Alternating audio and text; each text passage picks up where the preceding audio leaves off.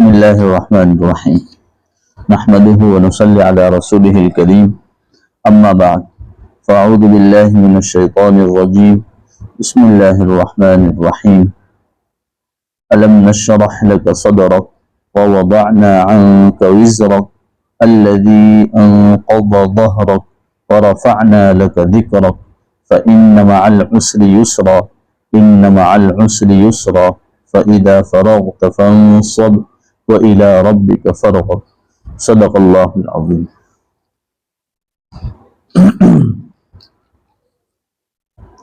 اس سورت کا نام سورہ علم نشرح ہے اور یہ سورت مکی ہے، مکی زمانے کے اندر نازل ہوئی اور یہ شان نزول، اس کا نزول جو ہے 12ویں نمبر پہ ہے۔ اس میں کل آیتیں 8 ہیں۔ پہلے ترجمہ دیکھ لیتے ہیں۔ علم نشرح لک صدرک، اللہ تعالیٰ فرماتے ہیں کہ پیغمبر صلی اللہ علیہ وسلم کیا ہم نے تمہارے خاطر تمہارے سینے کو کھول نہیں دیا؟ یہ علم نشرح لک صدرک کا ترجمہ، اور اس کے بعد ترجمہ ہے اور ہم نے تم سے تمہارا وہ بوجھ اتار دیا جس نے تمہاری کمر کو توڑ رکھا تھا۔ الذی انقض ظہرک ووضعنا عنک وزرک الذی انقض ظہرک ورفعنا لک ذکرک، اور ہم نے تمہارے خاطر تمہارے تذکرے کو اونچا مقام عطا کر دیا۔ آگے آیت ہے فإن مع العسر یسرا ان مع العسر یسرا، اللہ فرماتے ہیں چنانچہ حقیقت یہ ہے کہ مشکلات کے ساتھ آسانی بھی ہوتی ہے، یقیناً مشکلات کے ساتھ آسانی بھی ہوتی ہے۔ فَإِذَا فَرَغْتَ فَانصَبْ وَإِلَىٰ رَبِّكَ فَارْغَب، لہٰذا جب تم فارغ ہو جاؤ اس چیز سے عبادت میں تو اپنے آپ کو تھکاؤ، عبادت میں اپنے آپ کو تھکاؤ اور اپنے پروردگار ہی سے دل لگاؤ۔ یہ ہو گیا اس کا مختصر ترجمہ۔ سب سے پہلے یہ ہے کہ یہ سورت جو علم نشرح ہے، اس کا مطلب یہ ہے کہ نبی کریم صلی اللہ علیہ وسلم کا دل چیرا گیا تھا، یہ سینہ جو ہے اس کو چاک کر دیا گیا، جس کو کہتے ہیں آپریشن کیا گیا۔ اب یہ آپریشن کیوں ہوا؟ ابن کثیر رحمۃ اللہ علیہ فرماتے ہیں کہ ہر انسان کے اندر دو چیزیں ہیں، ایک اچھائی اور ایک برائی، دونوں۔ اس لیے کبھی کبھی ہم سے گناہ بھی ہوتے ہیں اور اچھے کام بھی ہوتے ہیں۔ ایسا تو ہے نہیں کہ ہمیشہ ہم سے اچھے ہی کام ہوں۔ اگر ایسا ہو کہ ہم اچھے ہی کام کرتے رہیں، ایک تو ہے اچھے کام کرتے رہیں اور ایک ہے اچھے ہی کام کرتے رہیں، دونوں میں فرق ہے۔ اچھے ہی کام کرتے رہیں یہ فرشتوں کی صفت، وہ غلط کام نہیں کر سکتے کیونکہ ان کے اندر وہ چیز رکھی نہیں ہے، اس لیے گناہ نہیں ہوتا۔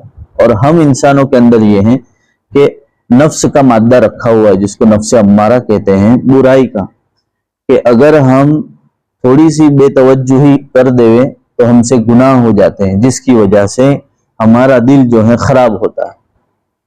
تو اس کو کہتے ہیں کہ اللہ تعالیٰ نے ہم انسانوں کو اچھائی اور برائی دونوں کے ساتھ بھیجا ہے دنیا کے اندر۔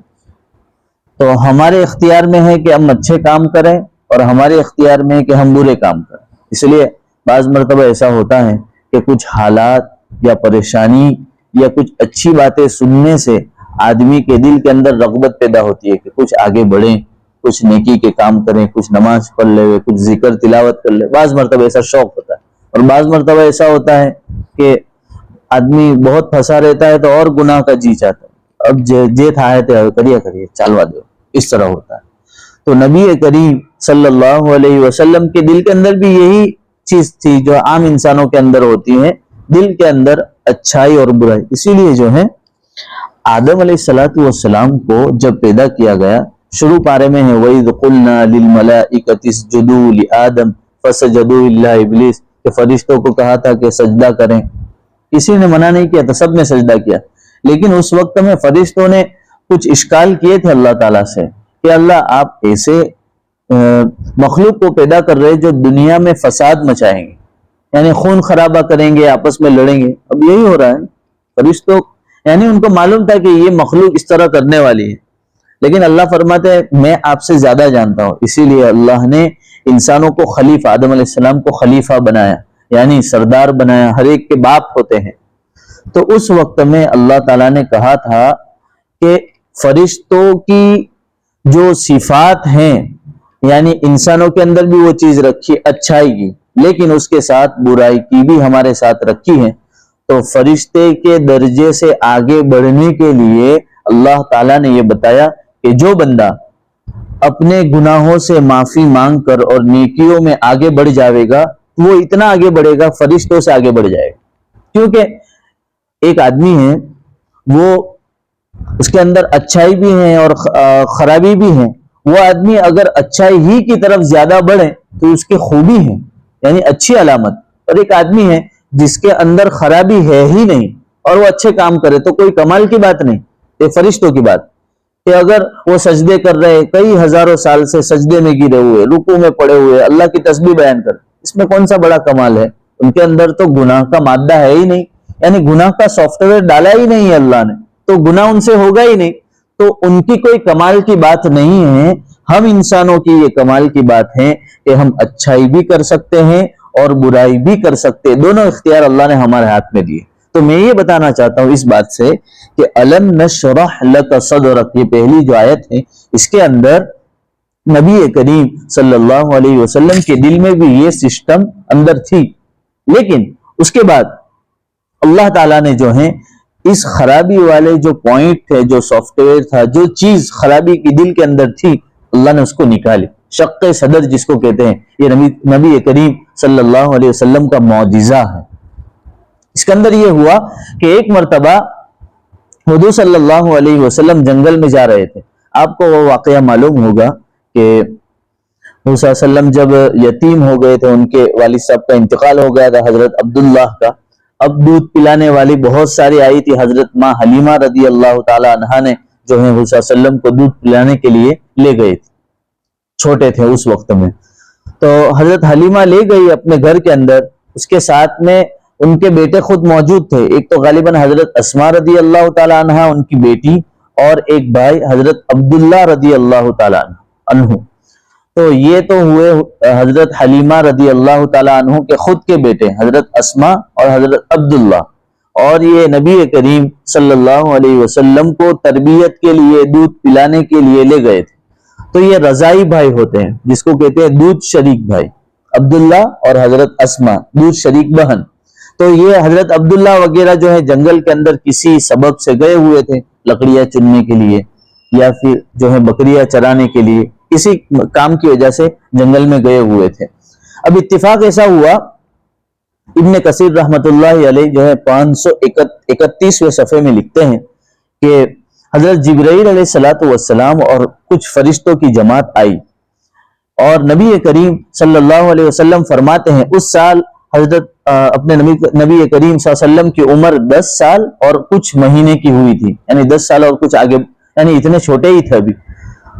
اس وقت میں یہ ہوا کہ حضور صلی اللہ علیہ وسلم نے خود اپنے کانوں سے آسمان کی طرف دیکھا اور کانوں سے سنا کہ فرشتے یہ کہہ رہے ہیں کہ یہی وہ شخص ہیں جس کے بارے میں اللہ نے حکم دیا ہے۔ ایسا حضور کے بارے میں وہ فرشتے چرچا کر رہے ہیں، میٹنگ کر رہے تھے کہ یہی شخص ہے۔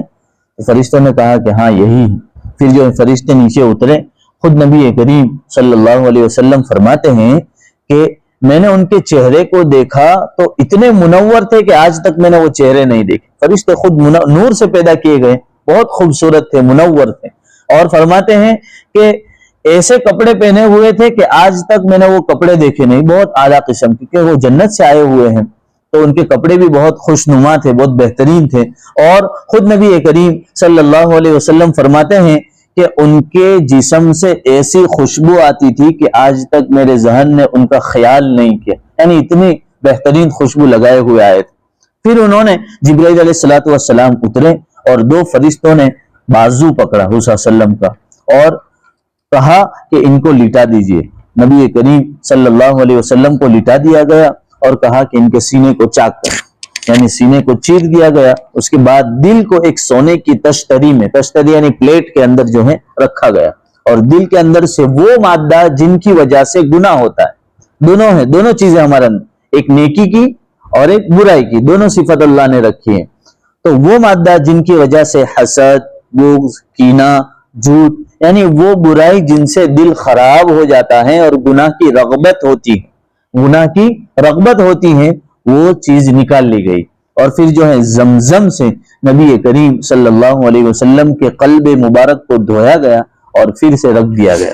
یہ ہوا 10ویں سال کے اندر, یعنی حضور صلی اللہ علیہ وسلم 10 سال کے تھے اس وقت. اور ایک دوسری مرتبہ پھر سے حضور صلی اللہ علیہ وسلم کا سینہ چاک کیا گیا, چیرا گیا تھا. اس وقت میں حضور صلی اللہ علیہ وسلم جو معراج کا واقعہ ہے 15ویں پارے کے اندر, سبحان الذی اسری بعبدہ لیلا من المسجد الحرام الی المسجد الاقصی, یعنی حضور صلی اللہ علیہ وسلم مکہ سے لے کر گئے تھے پھر جو ہے مسجد اقصی کی طرف, جو ابھی اکثر لڑائیاں ہوتی ہیں مسجد اقصی کے لیے, مسجد اقصی سے پھر جو ہے اللہ تعالیٰ نے آسمان کی طرف اٹھایا تھا. اس وقت میں بھی حضور صلی اللہ علیہ وسلم کا سینہ چاک کیا گیا تھا. اس وقت میں وہ جنت اور جہنم کو دیکھنے کی صلاحیت ہمارے میں ہے نہیں, اللہ نے وہ معرفت اور علوم کی وہ صلاحیت پیدا کرنے کے لیے اللہ نے وہ چیز ڈالی تھی. اس وقت میں بھی حضور کا سینہ چیرا گیا تھا اور یہ خرابی نکالی گئی تھی. تو بتانا مقصد یہ ہے, اللہ تعالیٰ فرماتے ہیں الم نشرح لک صدرک, کیا ہم نے آپ کے سینے کو جو ہے کھول نہیں دیا, یہ بتاتے ہیں. یعنی اس صورت کے اندر اللہ جو ہے نبی کریم صلی اللہ علیہ وسلم کی شان کو بتانا چاہتے ہیں کہ ہم نے تم پر کتنا احسان کیا ہے. تو یہ چیز بتانے کے لیے جو ہے یہ صورت لائی گئی کہ الم نشرح لک صدرک, کہ ہم نے آپ کے لیے یہ نہیں کیا. جیسے دنیا کے اندر ہوتا ہے نا کہ میں کہوں کہ احمد تیرے لیے یہ بھی کیا, تیرے لیے یہ بھی کیا, ایک یہ ہے کہ سب کے لیے کیا تو اس میں کوئی بڑی بات نہیں, لیکن یہ کہوں کہ تیرے لیے کیا, تیرے لیے کیا, تو آدمی کو بھی ہوتا ہے کہ ہاں مجھ پر بہت احسان ہوئے خالص میرے لیے. اسی لیے جو ہے اللہ فرماتے ہیں الم نشرح لک, تیرے لیے. آگے بھی آ رہا ہے ووضعنا عنک, عنک کے اندر بھی یہی کہ تیرے لیے, عنک وزرک الذی انقض ظہرک, یہ کاف جو ہے نا اس میں بھی ترجمہ ہے تیرے لیے.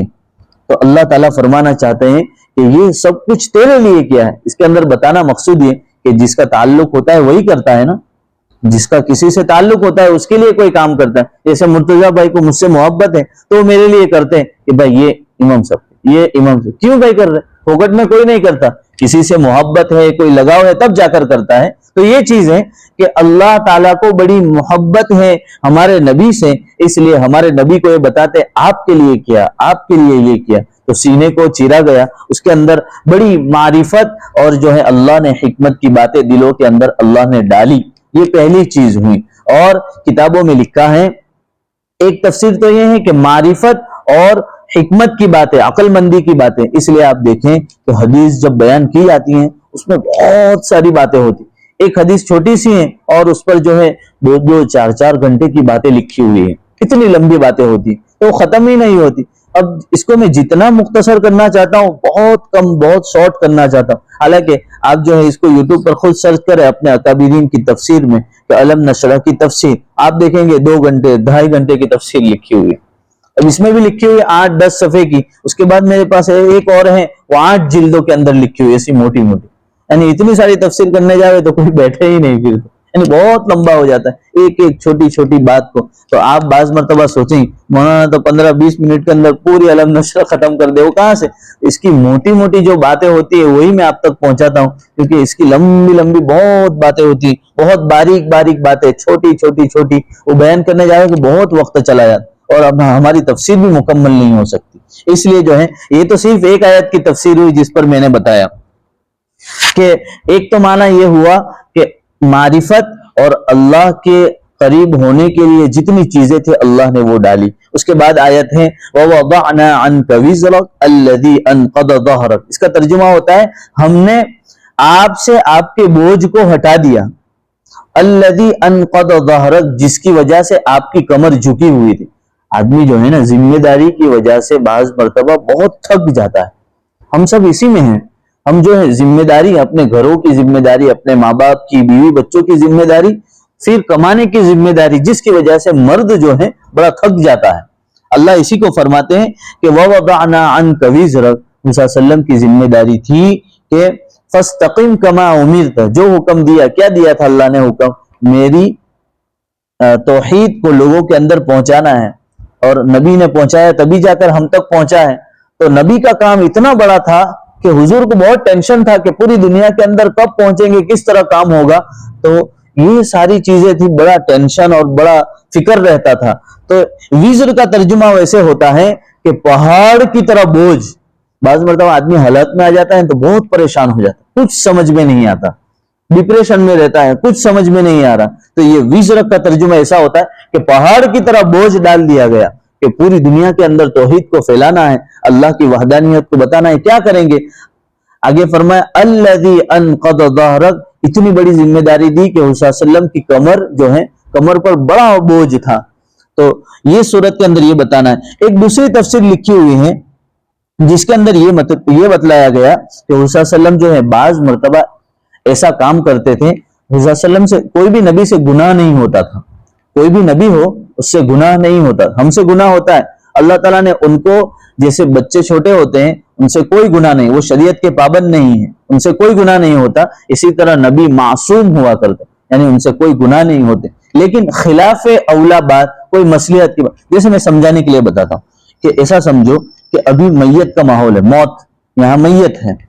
آپ جو ہیں اس موقع سے میں مرتضیٰ بھائی کے پاس جاؤں اور کہوں کہ مولانا مرتضیٰ بھائی آپ میرے لیے جو ہے کوئی لڑکی تلاش کرے، مجھے شادی کرنی ہے.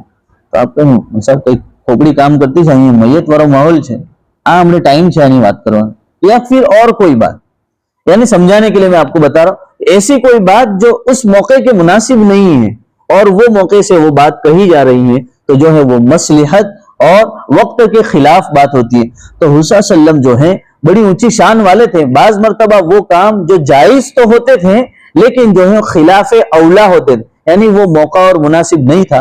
اس کے بعد حضور کا درجہ جب بلند ہوتا تو وہ نیچے والے درجے کو یوں سمجھتے تھے مجھ سے بہت بڑا گناہ ہو گیا، حالانکہ وہ تو جائز کام تھا، اس پر کوئی گناہ نہیں. اس پر یہ بشارت دی گئی کہ آپ کو اس پر پکڑ نہیں ہونے والی، یہ تو جائز کام تھے، اس پر کوئی پکڑ نہیں ہونے والی.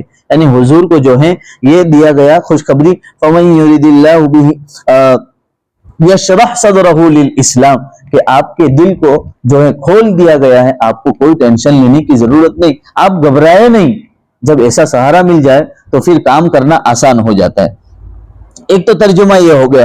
ایک حدیث کے اندر ہے کہ حضور صلی اللہ علیہ وسلم فرماتے ہیں کہ اس بوجھ کی وجہ سے، یعنی یہ سارا ٹینشن اور تکلیف کی وجہ سے، ایک بات یہ بھی یاد رکھو، قاعدہ کلیہ ہے کہ آدمی جتنا ٹینشن اور جتنا بوجھ اور ذمہ داری میں ہوتا ہے وہ بہت جلدی بوڑھا ہو جاتا ہے. جتنا ٹینشن اور جتنی ذمہ داری ہوتی ہے نا، اس کی وجہ سے آدمی، صلی اللہ علیہ وسلم کی حدیث ہے، اب صلی اللہ علیہ وسلم فرماتے ہیں کہ میرے لحیہ مبارک، یعنی میرے داڑھی مبارک کے کچھ بال سفید ہو گئے. وہ کیوں ہو گئے؟ تو فرماتے ہیں کہ اس آیت کی وجہ سے فَاسْتَقِمْ كَمَا أُمِرْتَ، کہ اللہ نے حکم دیا، جو حکم دیا اس پر استقامت کے ساتھ کام کرتے رہنا ہے. اب ذمہ داری تھی، اس لیے آپ دیکھیں کہ بعض لوگ جو بڑی ذمہ داریوں میں رہتے ہیں بوڑھے ہو جاتے ہیں، ان کے بال سفید ہو جاتے ہیں دھیرے دھیرے ذمہ داری کی وجہ سے. یہ چیز ہے. تو اس آیت سے تو یہ بتانا مقصود ہے کہ صلی اللہ علیہ وسلم پر بڑی ذمہ داری تھی. اس کے بعد وَرَفَعْنَا لَكَ ذِكْرَكَ، اللہ تعالیٰ نے آپ کے ذکر کو بلند کر دیا. اس کے اندر حدیث کی کتابوں میں لکھا ہوا ہے، آپ ایک بات سمجھیے کہ حضور جب پیدا ہوئے اس وقت میں حضرت عبداللہ نہیں تھے، یعنی ان کے ابا نہیں تھے. پیدا ہوئے اس وقت سے یتیم ہے. اب جب 6 سال کے قریب ہوئے تو والدہ کا انتقال ہو گیا، پھر کچھ بڑے ہوئے تو دادا کا انتقال ہو گیا.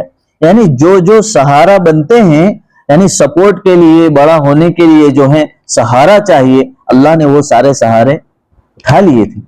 صلی اللہ علیہ وسلم جو ہے سب سہاروں سے ہٹ گئے تھے، اور اللہ کو بتانا تھا کہ میری وحدانیت کے لیے آگے جا کر کوئی یوں نہ کہے کہ اس کی پرورش میں رہ کر اس کا محتاج بن کر جیا، بلکہ میرے اللہ نے خود ہمارے نبی صلی اللہ علیہ وسلم کی جو ہے پوری پرورش کر ڈالی.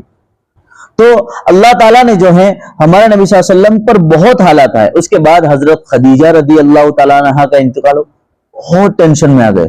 ابا، پھر امی، پھر دادا، پھر حضرت خدیجہ. حضرت خدیجہ جو ہے ان کی بیوی ہیں تو بڑی محبت تھی ان سے. تو ان کا جب انتقال ہوا تو حضرت صلی اللہ علیہ وسلم بڑے غمگین ہو گئے. اس کو عام الحزن کہتے ہیں، یعنی غم کا سال. وہ سال بہت غمگین رہے. اس کے بعد اللہ تعالیٰ نے اٹھایا، یہ اس پر ہے. وَرَفَعْنَا لَكَ ذِكْرَكَ, آپ کے ذکر کو اللہ نے بلند کر دیا. کیسے اٹھایا؟ دیکھو کوئی بھی چیز بلندی پر جانا ہو تو اس کے لیے نیچے سے چڑھنا پڑتا ہے, سیدھا کتا مار کے اوپر نہیں جا سکتے. یہ اصولی بات ہے کہ ہم کو اوپر چڑھنا ہو تو اس کے لیے نیچے سے جانا پڑتا ہے. اور آپ یہ بھی بات یاد رکھیں, گجراتی میں ہماری کہاوت ہے کہ جے نمے تے سونے گمے, اور پھلدار درخت ہوتا ہے نا, پھل والا درخت, وہ بھی ہمیشہ کیسا رہتا ہے؟ جھکا ہوا رہتا ہے. تو آپ یاد رکھیں کہ ہمارے اندر جتنا بھی تواضع ہوگا, حضور پر بہت حالات آئے, بہت پریشانی آئی, پھر اللہ نے ایسا اٹھایا کہ سیدھے ساتوں آسمان جنت جہنم کی سیر کروا دی. تو اسی طرح ہماری زندگی میں جب ہم پریشانی, حالات اور مصیبت میں ہوں گے, اللہ تعالیٰ خود فرماتے ہیں کہ وَلَنَبْلُوَنَّكُمْ مِنَ الْخَوْفِ وَالْجُوعِ, اللہ تعالیٰ کبھی ڈر سے آزمائیں گے تم کو. جیسے ابھی UCC آیا تو کیسے سب تہلکے میں مچ گئے. اب دیکھو ٹماٹر کا بھاؤ کتنا ہو گیا, پیٹرول سے زیادہ بڑھ گیا کہ نہیں. اللہ جو ہے من الخوف, اب ڈر پیدا ہو, کیا کریں گے؟ ارے نماز پڑھنے جائیں گے تو ہمارا کام دھندا چھوٹ جائے, ارے یہ کرنے جائیں گے تو یہ ہو جائے. خوف والجوع, جوع یعنی بھوک سے. ایک تو ڈرائیں گے اللہ, پھر بعض مرتبہ بھوک مرا, بھوک مرا ہوتا ہے, بھوک مرا نہیں آ جائے, قحط سالی نہیں آ جائے, دکاڑ نہ آ جائے, اس کی وجہ سے لوگ جو ہے افراتفری میں مبتلا ہوں گے. من الخوف والجوع ونقص من الاموال, بعض مرتبہ اللہ مالوں کو جو ہے کم کر دے گا, پھر آزمائے گا. اللہ کیسی کیسی رگ ہماری پکڑتا ہے. ہم کو ہی پیدا کیا, اللہ جانتا ہے کہ کون سی رگ اس کی ڈھیلی ہے. وہی چیز بیان کی کہ کبھی بھوک کے ذریعے سے, کبھی خوف کے ذریعے سے, کبھی جو ہے مال کو کم کر کے کہ اس مرتبہ میرا ہوتا ہے, یا پھر جو ہے کلٹی مارتا ہے. اور یہی حالت ہوتا ہے ہماری مسجدوں کا. کیا حال ہے, کیوں نہیں آتے؟ ایسا نہیں, بلکہ یہی ساری چیزیں, بھوک ہیں, پھر تکلیف ہے, خوف ہے, جس کی وجہ سے آدمی چاہتا ہے میں بہت محنت کروں اور آگے بڑھ جاؤں, اور اس کی وجہ سے عبادت میں کمزوری آ جاتی. من الخوف والجوع ونقص من الاموال والانفس والثمرات, بعض مرتبہ اللہ خوب دے گا اور پھر آزماتا ہے, بعض مرتبہ چھین لیتا ہے, بعض مرتبہ خوب دے کر اللہ آزماتا ہے کہ اب میرا ہوتا ہے, یا پھر جو ہے اب سوچتا ہے کہ اب تو میں ہوں اور بس میری ذات ہے. اللہ اس طرح آزماتا ہے.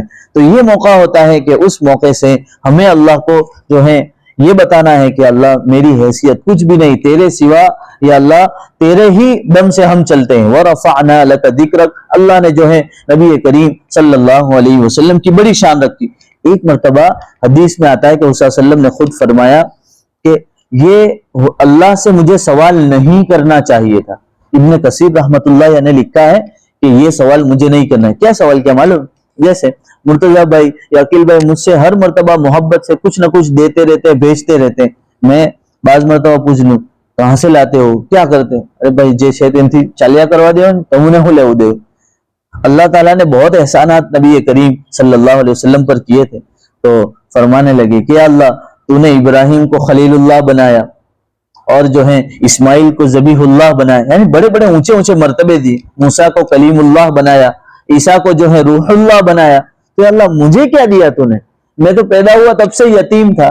یعنی ایک سوال ہے اس طرح. حضور صلی اللہ علیہ وسلم فرماتے ہیں مجھے بہت شرمندگی ہے, مجھے سوال نہیں کرنا چاہیے تھا اللہ سے, اس طرح فرماتے ہیں.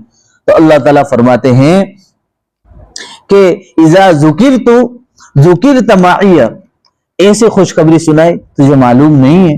وَرَفَعْنَا لَكَ ذِكْرَكَ, اس تفسیر کے اندر ہے کہ اللہ تعالیٰ نے فرمایا کہ میرا ذکر جہاں ہوگا تیرا ذکر بھی وہاں ہوگا. اس سے بڑھ کر اور کیا چاہیے؟ اللہ کے ساتھ اتنا تعلق.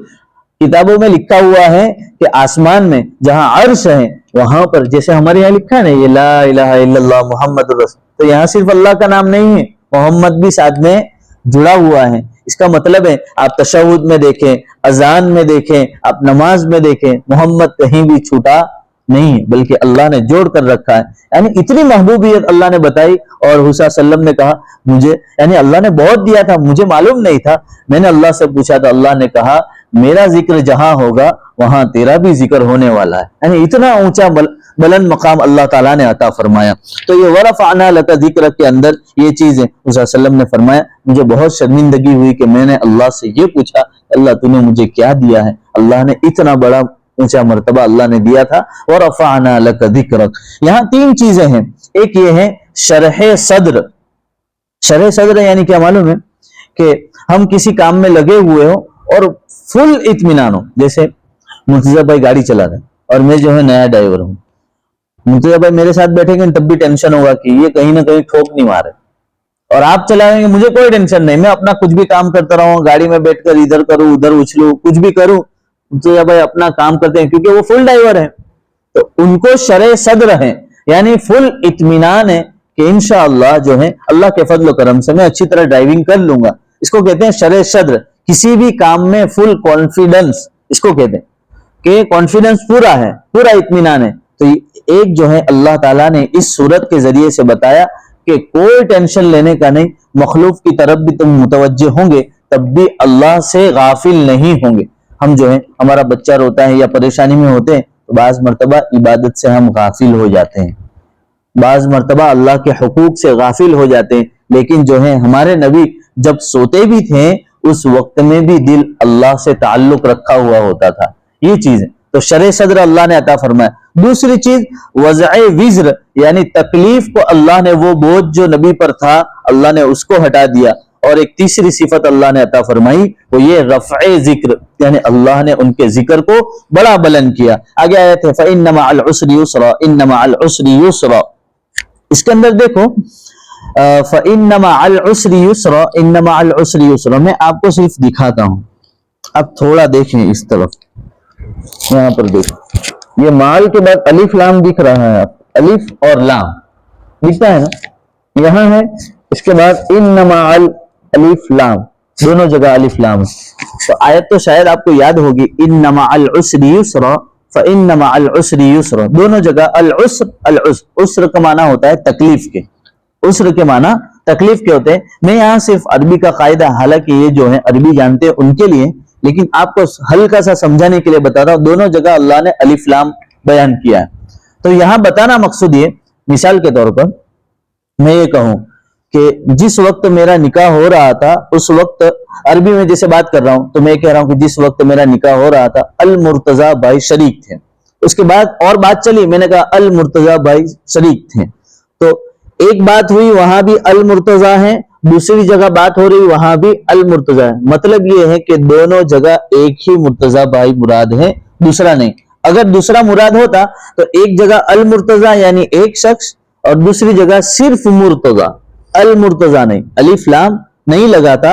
تو اس سے عربی کے قاعدے کے حساب سے یہ سمجھ میں آتا ہے کہ پہلی جگہ تو مرتضی بھائی ہیں لیکن دوسری جگہ کوئی چکلی والا مرتضی بھائی، وہاں الف لام نہیں لگا. آپ کو بات اتنی سمجھ میں آئی کہ الف لام دونوں جگہ اگر لگا ہوا ہو تو جو ہے ایک شخص مراد ہوتا ہے، یعنی پہلے بھی وہی بات چل رہی اور دوسری جگہ بھی وہی شخص مراد ہے.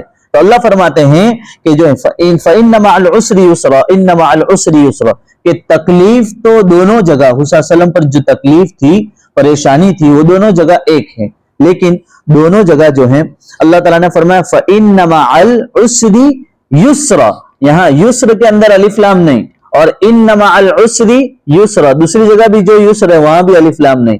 تو اللہ فرماتے ہیں تکلیف دونوں جگہ سیم، لیکن یسر یعنی آسانی، راحت، چین و سکون دونوں جگہ الگ الگ، دونوں جگہ الگ الگ. تکلیف دونوں جگہ سیم لیکن جو ہے راحت دونوں جگہ الگ الگ. تو یہاں پر جو ہے حضور صلی اللہ علیہ وسلم کو بڑی تکلیفیں ہوا کرتی تھی، اور جو ہے آپ نے دیکھا ہوگا کہ کئی تکلیفیں حضور صلی اللہ علیہ وسلم پر آئی. تو یہاں فرمانا چاہتے ہیں حضرت حسن بصری رحمت اللہ علیہ فرماتے ہیں لن یغلب عسر یسرین، کہ آدمی پر جو ہے تکلیف ہوتی ہے اللہ تعالیٰ اس پر دو آسانیاں پیدا فرماتے ہیں. اور اس آیت سے ہمیں یہ شک پیدا نہ ہو کہ ہم جس حالات میں رہتے ہیں، مثال کے طور پر ہم پر پریشانی ہے، ہم نے صبر کیا. ایک مرتبہ ابھی کچھ دن پہلے ایک شخص کا فون آیا تھا، بہت برا بول رہا تھا، بہت غلط. وہ بول رہا تھا میں 4 مہینے جماعت میں بھی گیا، میں نے نماز بھی پڑھی، سب کچھ کیا، لیکن اللہ میرے لیے کچھ کرتا ہے نہیں، دوسروں کے لیے سب کچھ کرتا ہے. حالانکہ یہ کفری الفاظ، میں نے اس کو سمجھایا بھی. ہمارے رشتے داروں میں ہے ادھر قریب میں نانا پونڈا کے آگے، تو وہ فون کر کے اس طرح بتا رہا آٹلو بولے مول صاحب کر رہے ہیں تو اللہ آپ تھا نہیں، ایسا بول رہا تھا وہ. تو یہ آدمی بعض مرتبہ سمجھتا ہے کہ میں اللہ کے لیے کرتا ہوں، اللہ کو بھی میرے لیے کرنا ہی چاہیے. اللہ کو ایسا نہیں بتانا ہے، اللہ کے ہم تو بندے ہیں، ہم تو غلام ہیں، ایسا ہم کو نہیں کرنا ہے. اللہ کے لیے تو ہمیں جھکنا ہی چاہیے کہ اللہ میں تو کچھ نہیں، تو جو زندگی دے رہا یہی تیرا بڑا فضل ہے.